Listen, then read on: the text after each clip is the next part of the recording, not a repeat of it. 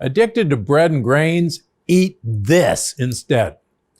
Aside from peanut M&Ms, I think bread is one of the most addictive foods on the planet.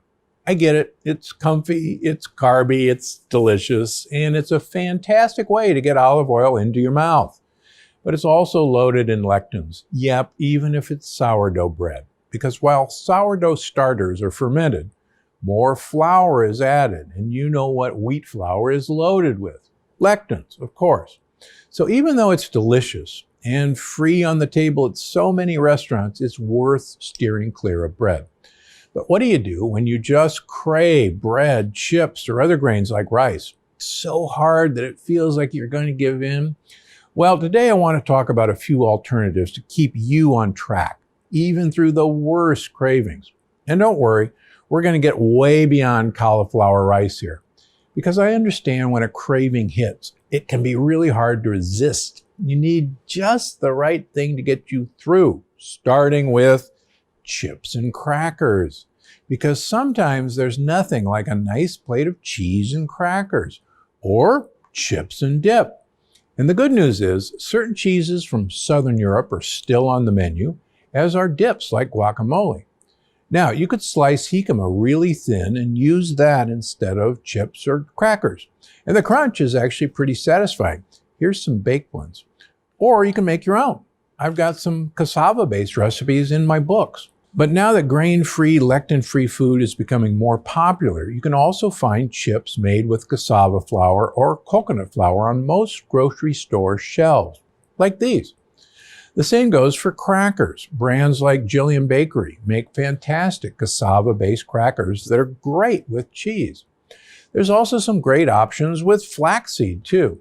Google Flackers Crackers to learn more about one of the most popular brands out there. Of course, no matter which alternative you decide, if you're not making your own, make sure to read the ingredient list thoroughly. Yes, even if you've already bought that brand before, everyone changes their formula from time to time. So it's actually really important to stay vigilant. That way you, in your gut, can thoroughly enjoy a plate of cheese and crackers like this, no worries. But let's say your craving is a little simpler and you want a big bowl of rice, quinoa, or oatmeal. Well, when it comes to rice and other grains, you've got a few options. If you like the texture, then you should go for Miracle Rice. But I understand some people, the texture can be a little off-putting. That's where lectin-free grains like millet and sorghum come into play. You can cook them fluffy like rice or a little wetter like oatmeal. You can toss them in herbs for a bright and flavorful salad or bake them with veggies for a knockout stuffing. Or, if you've worked all the way through phases 1 and 2 of the plant paradox and you're on to phase 3, go ahead and pressure cook yourself some basmati rice. Bonus points if you let it cool completely. Then reheat it before serving. You'll get more resistant starch. But what do you do if you're craving breakfast grains like oatmeal, quinoa, granola, or cereal?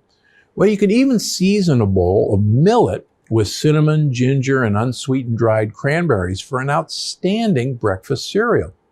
Or you could look for a lectin-free breakfast cereal like puffed millet or coconut flakes. You can even get creative and make your own granola with a mix of nuts, coconut, maybe a little puffed millet. Just make sure to use the right kind of sweetener. I suggest yacon syrup or a bit of monk fruit. Most commercially made granola is just way too sugary. And no matter what alternative you pick, remember, with resistant starches like these, moderation is a good thing. So even certain cereal alternatives should be used sparingly when you have a craving you can't resist. Now, there's one alternative carb you can eat to your heart's content, and it's a swap for noodles. I'm talking Miracle Noodles, of course. And that's where another one, people find the chewy texture to be a little funny if they're not used to it. That said, if you're a fan of rice noodle dishes like pad thai or pho, they're a pretty perfect swap in. But if you're looking for another one with more Italian pasta texture, try Capello's noodles. They're an almond flour noodle I find in the freezer section at Whole Foods. And they're also available on Amazon. Now, I'll give you a heads up. It's not the most affordable option on the market. But when you've got a craving for that spaghetti with meat sauce, or even just pasta with olive oil and garlic, it's got a perfect texture. So it's worth stashing a box or two in the freezer, just like I do. Just remember, if you're craving your pasta with a tomato-based sauce, make that sauce in a pressure cooker to knock out those lectins, or you're asking for trouble. But what do you do if you're looking for a slice of bread to sop up that extra sauce?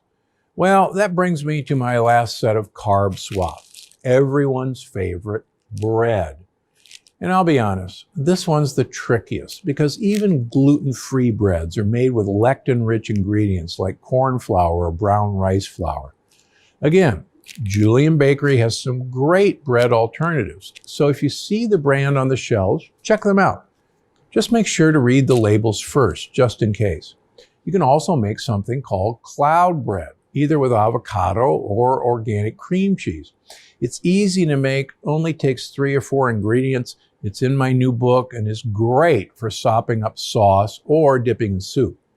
Another great option is making savory quick breads with almond flour, cassava flour, coconut flour. There are tons of simple recipes online. So, the next time a carb craving comes up and you can't beat it, don't worry. Just look for an alternative instead. I promise they're out there. And by giving in to your craving the healthy way, you can rest assured you'll be taking care of your gut buddies and your sanity.